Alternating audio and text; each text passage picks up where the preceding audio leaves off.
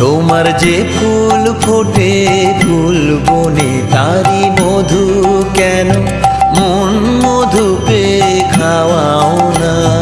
নিত্য তোমার যে ফুল ফোটে ফুল বনে নিত্য সভা বসে তোমার প্রাঙ্গণে। তোমার ভিত্তের সেই সভায় কেন খাওয়াও না। নিত্য তোমার যে ফুল ফোটে ফুল বনে তারি মধু কেন মন মধু পেয়ে খাওয়াও না। নিত্য তোমার যে ফুল